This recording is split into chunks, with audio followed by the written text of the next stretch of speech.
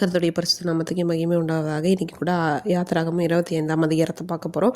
இந்த அதிகாரத்தில் வந்து இஸ்ரவேல் புத்திரர் வந்து காணிக்கை கொண்டு வரும்போது அவங்க வந்து மனப்பூர்வமாக உற்சாகத்தோட எனக்கு வந்து கொடுக்குறாங்களோ அவங்கக்கிட்ட மட்டும் காணிக்கைங்க நீங்கள் வாங்குங்கன்னு சொல்கிறாங்க. என்னென்ன காணிக்கை அப்படின்னு பார்த்தோன்னா இதை ஒவ்வொரு பகுதியாக பிரிக்கலாம்.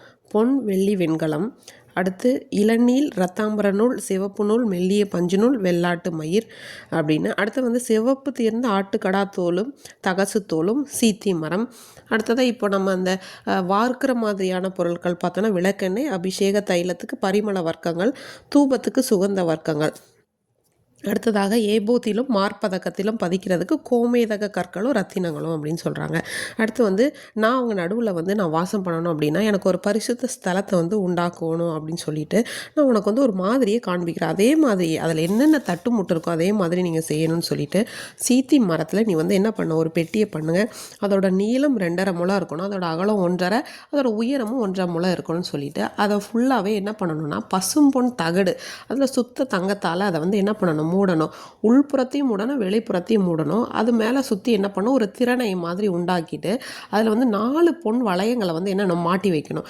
மாட்டி வச்சுட்டு அதோட 4 மூலைகளிலையும் போட்டுட்டு 2 வளையங்க ஒரு பக்கத்துலேயும் இன்னும் 2 வளையம் இன்னொரு பக்கத்தில். அப்போ தான் ஒரு தண்டை வந்து நம்ம உருவாக்கும் போது அந்த தண்டை வந்து என்ன பண்ணணும் பொன் தகட்டால் மூடணும்.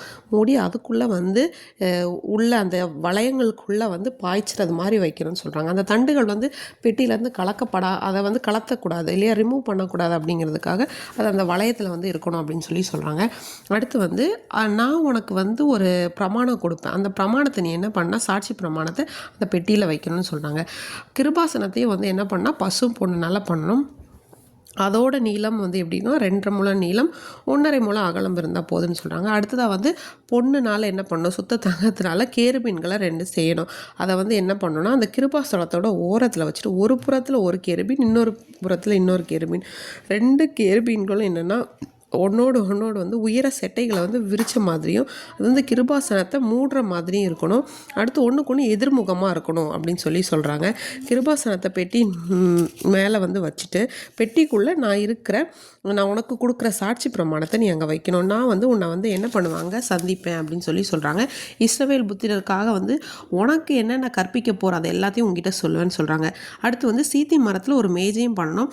அந்த மேஜை வந்து எப்படி இருக்கணும்னா 2 முழம் நீளம், 1 முழ அகலம், 1.5 முழ உயரமும் இருக்கணும்னு சொல்லி அதையும் பசுமோன் தகட்டால் மூடி அதுக்கு வந்து திறனை உண்டாக்கி அதுக்கு ஒரு சட்டம்லாம், அதான் சட்டம்னா நம்ம மாட்டி வைக்கிற மாதிரியானது எல்லாத்தையும் உருவாக்கணும்னு சொல்கிறாங்க.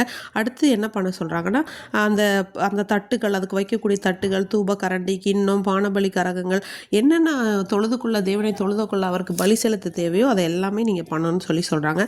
அடுத்து வந்து மேஜையின் மேலே வந்து எப்போவுமே அவரோட சமூகத்தில் வந்து சமூக தப்பங்களை வந்து வைக்கணும்னு சொல்லியிருக்காங்க. அதே மாதிரி ஒரு விளக்கு வந்து உண்டாக்க சொல்லியிருக்காங்க. அந்த விளக்குகளை பார்த்தீங்கன்னா எப்படி எல்லாம் வந்து அதில் வந்து 6 கிளைகள் இருக்கணும், அது பக்கத்தில் வந்து விடணும். அந்த குத்து விளக்கோட மேலே வந்து பூக்கள், அதுக்கப்புறம் வந்து பழங்கள், மொட்டுகள் இருக்கணும். அது வந்து அந்த மொட்டுகள்லாம் வாதுமை கொட்டைக்கு நிகரான மொக்குகள் வந்து இருக்கணும் அப்படின்னு சொல்லிட்டு ரொம்ப தெளிவாகவே வந்து என்ன பண்ண சொல்லியிருக்காங்க. அடுத்து வந்து என்னென்னா அந்த அகல்கள் வந்து அதில் வந்து 7 அகல்கள் வந்து செய்யணும். அது வந்து நேர் எதிராக என்ன பண்ணணும் எரியும்படிக்கு அது வந்து ஏற்றப்பட கடவுளும் அப்படின்னு சொல்கிறாங்க. அதே மாதிரி மலையில் நான் உனக்கு எப்படி காமிச்சனோ அதே மாதிரி நீ செய்யணும்னு சொல்கிறாங்க. இன்றைக்கி கூட நம்மளுடைய வாழ்க்கையில் நம்ம வெவ்வேறு இனங்கள், ஜாதிகள், மதங்கள் எப்படிப்பட்ட